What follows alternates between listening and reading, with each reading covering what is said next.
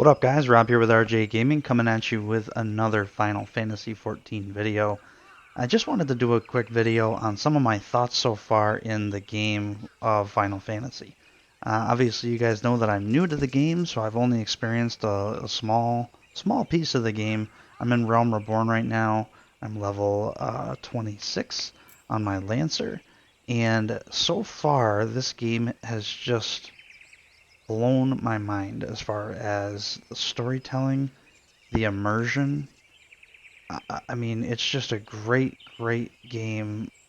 As you can tell, there's been a lot of passion put into the game, and the world is, in my opinion, amazing. And the reason is it's more realistic. It still has the fantasy elements, but it's more realistic than some of the other games I've played, like WoW, where it's more cartoony. This is more, you stand here, and this is something you could actually see in real life somewhere with these big iron gates behind me with the stonework and the rocks and all the beautiful trees. Some of it obviously, like the aetheryte back there that you use the shards to transport yourself and teleport yourself, aren't super realistic.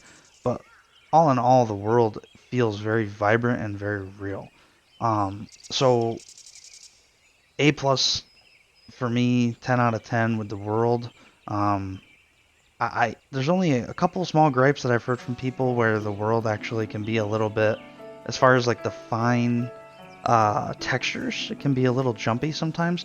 I don't really care about that. That doesn't bother me. Like right now, I picked this spot because I walked through here and it looks so beautiful. I wanted to start the video here. You can see the shadowing of the trees above me. See here on the ground how they're moving with the breeze of the trees above me. Way up there, up on top of that rock, that tree is shadowing down over me in the sunlight. Really just, I don't know, just a really nice job on the world. Let's talk about the story a little bit. Very immersive. Um, when I play this game, I sit down and I don't want to get back off the game. I just want to keep playing through the story and seeing what's going to happen next. It's just really a good immersive story that really pulls you in and keeps you as the center of the story, which I really like so far. Um, you build up these reputations as you're talking to people. You don't kind of just go from one thing to another, like, oh, here's the story over here that I, go and do. So it's like, go help this guy. And then you do this really beautiful story, but then when you come back, then you go to the next guy, let's say, or the next section of the story. It's completely disconnected from what you just did. So you're like, wait a minute, like I just went and fought this monster and I figured out this secret information and I brought it back and they said good job, but now I'm on this other quest and story and it's like I never did anything. It's like I'm starting over. In this game, all the stories are kind of, you feel like they're very intertwined.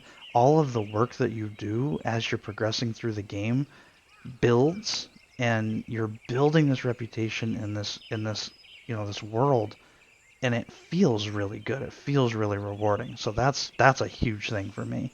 um I've done a few dungeons. All of them have been phenomenal. They're very basic dungeons because we're at such a low level. The combat is very easy. Dying is very difficult to do, to be honest. Like, you really got to just stand there and do nothing to die. Is different than WoW in the fact that it has one tank, one healer, two DPS versus the five-man team that we're used to, the one tank, one healer, three DPS. But that's been fine. There's really nothing wrong with that in my mind. Um, I have not done any raiding. I'm not, I haven't gotten there yet. I've really just done some questing in the dungeons. I have been doing my job quests, which I'm currently on one right now. Questions and the Lancers, doing the level 25 job quests as my Lancer class, and the job quests have been awesome. The job quests even have a great story. I mean, in particular with the Lancer, what I really like is there's this guy. So you have like the main guild, we'll call it, for the for the Lancers. They're the ones that are teaching you through the job quests how to be a better Lancer. So there's this other dude he's a Lancer, but he doesn't believe in the guild. He doesn't believe in what they stand for, and he kind of is rebellious. against the guild.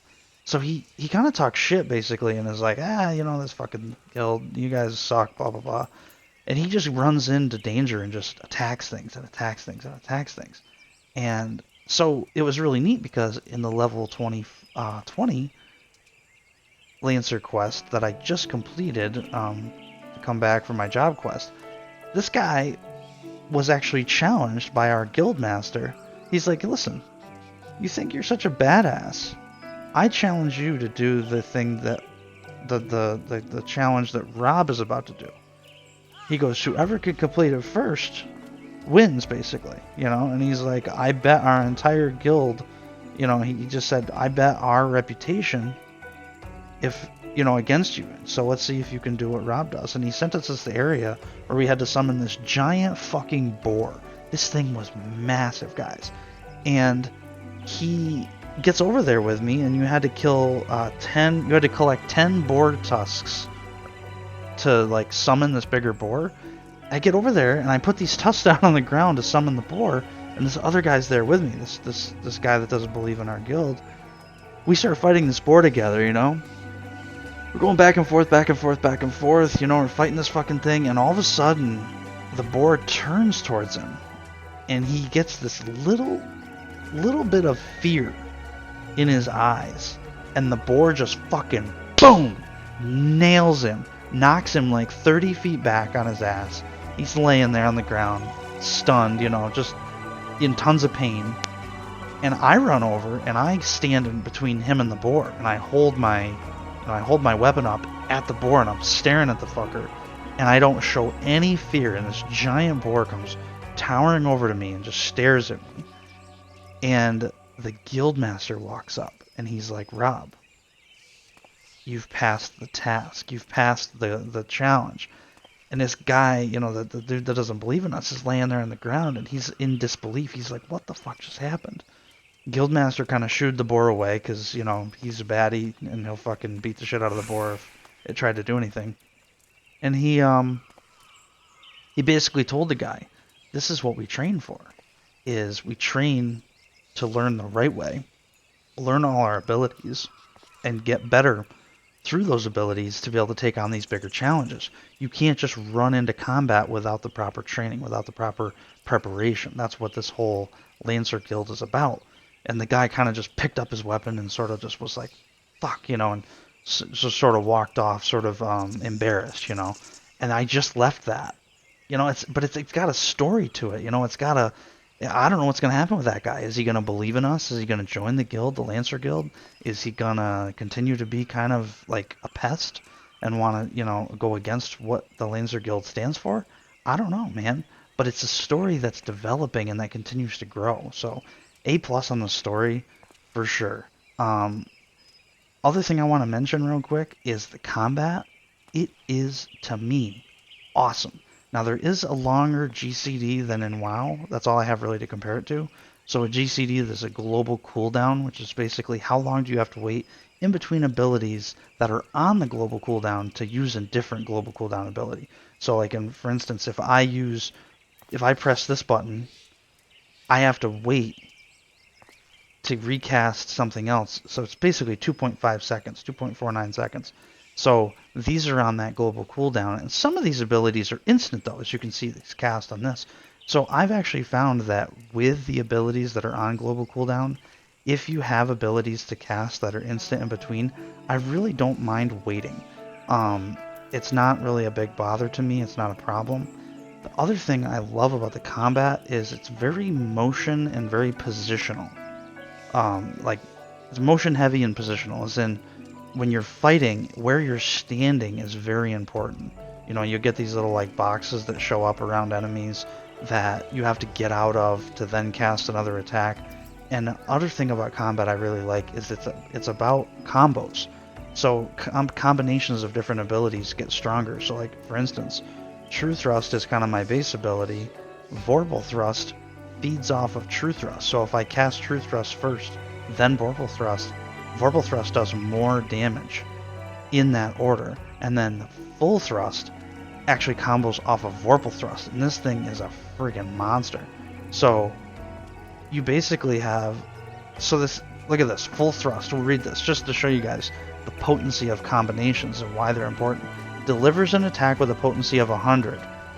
However, so the attack is a potency of 100. So if I just hit the number 4 and full thrust an enemy with no other combination, all it does is 100 damage. However, if I combine it with Vorpal Thrust, the combo potency is 530.